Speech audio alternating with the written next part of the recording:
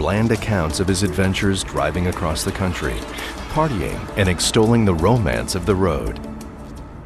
Back in Boston, Raffi moved in with Kirsten. All three friends remained close. They liked to go out together and they liked to listen to music. Raffi played drums in the house, and that was one of his favorite pastimes. And so they just basically had good times together. A lot of friends sort of fall out after college. They move on, they go to different places. These guys stuck together. They would meet up on the weekends. They would take trips down to Philadelphia. And all three remained close, even after Raffi and Kirsten broke up. Typical of their friendship, Raffi and Dave confided in each other. They were a source of support when they were sort of working through girlfriend issues or career issues or higher education. After graduating, David had gone to work in the town hall in Wellesley, Massachusetts, where he had grown up.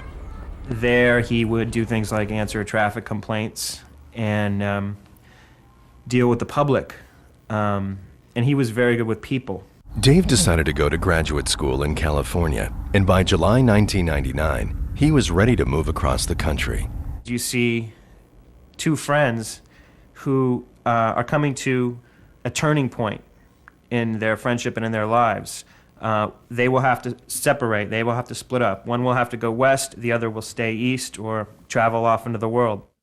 He was talking about the trip and getting excited about it, and he kind of got my juices going about it. And so I decided I was going to see what I could do about getting off from work. Raffi took a leave from his job. On Friday, July 30th, 1999, he and Dave set off from Boston in good spirits. They took with them a simple notebook that Dave's girlfriend had given him, so he could keep a journal of their travels. In the end, the journal would provide a tantalizing account of an adventure that went horribly wrong, with Raffi, not Dave, making most of the entries. Their plan was to take 5 days and cross the country with all of David's stuff in Dave's car. Their first stop, Raffi's hometown of Boylestown, Pennsylvania.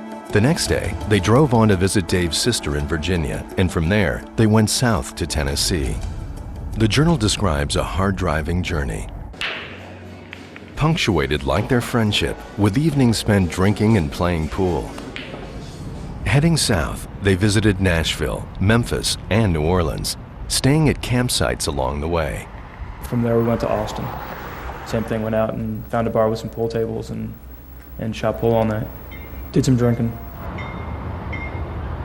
It was in Austin, Texas, 5 days into the trip, that they decided to go to Carlsbad, New Mexico. It was Dave's uncle who suggested they visit the famous caverns. He told them, you got to see these caverns. These caverns are amazing. It's a wonder of the world. So they detoured. They detoured to Carlsbad. And unfortunately, it turned out to be a bad turn.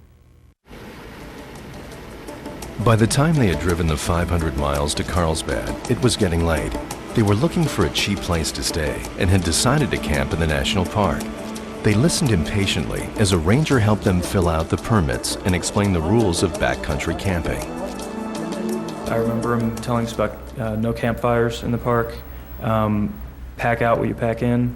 He told us the recommendation about the amount of water we should take. It was a gallon per day. But in the first of a number of critical errors, they decided not to follow the ranger's advice and bought just 3 bottles of water and 2 bottles of Gatorade, about 25% of what they would need in the backcountry, where temperatures can reach 110 degrees. And of course, there is no water. We were just spending the night there. We weren't planning on spending an entire day. We weren't planning on touring the canyon. So we took less water than we needed. They did buy a topographical map, though, that Raffi would later claim neither he nor David knew how to read. I don't think they had much of an idea of what they were getting into. It was the Chihuahuan Desert, and they were going into the heart of it. Somewhere between 6 and 7 at night, they set off from the park's visitor center and drove the 3.5 miles down a dirt road to the trail which leads into Rattlesnake Canyon. They were losing daylight and hurried onto the trail, hiking at a fast pace even though they were carrying heavy backpacks. After a steep descent, they hit the valley floor. They walked a little further and then came to a junction of several trails. They were just a half-hour's hike, and barely a mile from where they had parked their car. Yet it was here, at this junction, that David Coughlin would lose his life. In hindsight, our first big mistake as far as getting lost went was when we got to the bottom of the entrance trail, we didn't turn around and look back at what we had just come down out of. We were looking ahead. We stopped for a couple minutes and had some water, but we didn't really look around to check out our surroundings. The landscape was not something important for him to pick up. That's the reason he had the map, and he was more interested in, all right, what are we going to eat tonight? Gary Mitchell, Rafi Kodikian's lead defense attorney, comes from New Mexico. In fact, he still works a family ranch in the Sacramento Mountains north of Carlsbad. For him, Rafi and Dave's story is the classic tale of tenderfoots. Somebody comes from the east, they come out to New Mexico, and they think we have the same type of situation that they find at home, that you can just walk 5 minutes and there's a grocery store and there's water and there's facilities. Well, that's not true out here. In fact, Rafi did testify that he and Dave hurried further up the canyon that night in search of a campsite. We figured that the campsite was just around the corner. We would get around the corner and it wasn't there, so we'd try one more. And we did that probably 2 or 3 S's until we just said it's getting too dark. We've got to camp here. Of course, there aren't any designated campsites like that. This is total wilderness camping. Ranger Messia would later find the location of their campsite. They got quite a ways up the trail the first night and actually went off the trail, followed a wash, and then found a small bench and cleared out some rocks, just big enough for their tent, and set their tent up there. Settling down for the night, they cooked up a meal of corn and boiled hot dogs. They took 3 liters of water, if that much water, and they used one of them to boil hot dogs. Wow. I mean, they're gone out of water before they ever start back out of there.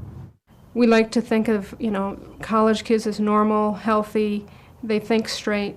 And the ironic part of the story is they didn't think straight in planning where to camp. They didn't think straight in how much water they took. Sean Boyne was Rafi's other defense attorney.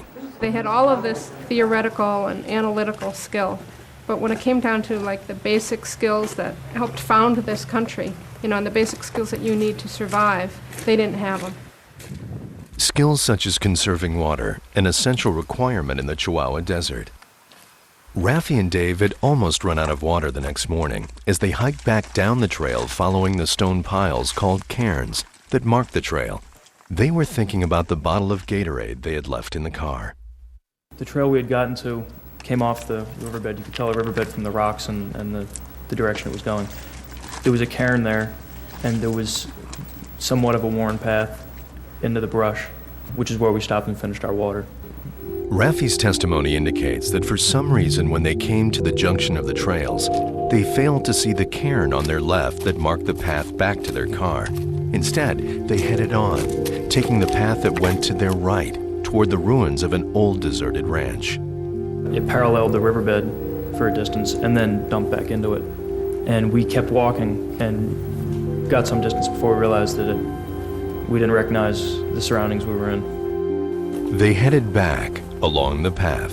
We went back along it, looking for something that went off up towards the top of the canyon. Couldn't find anything. Rafi's testimony seems to indicate that from this time on, he and Dave were turned around 180 degrees. Inexplicably, they would spend the next 3 days searching for the exit path to the west, when in fact, it was on the other side of the trail, behind them, to the east. At this point, the sun was out. It was getting pretty hot. We started realizing that we were in a little bit of trouble. We were both feeling a little faint, so we crawled under a bush and waited it out. Little did they know it, but their troubles had just begun. Generally, when we talk about crime, we talk about people that are criminals. They've got criminal intent. We don't have those forces at work here. We've got 2 college kids that are best friends, and one ends up taking the other's life. Things didn't look too bad that afternoon, though. There was a rare desert rainstorm, and the 2 friends sucked up water off the rocks and spat it into bottles. And Dave discovered that they could eat prickly pears. They were all over the place, and they tasted good, and they seemed to be helping us as far as water went. On Thursday night, their second in the desert, they pitched their tent on the dried-up riverbed. Amazingly, they would camp here for 3 nights, Just 275 feet from the path,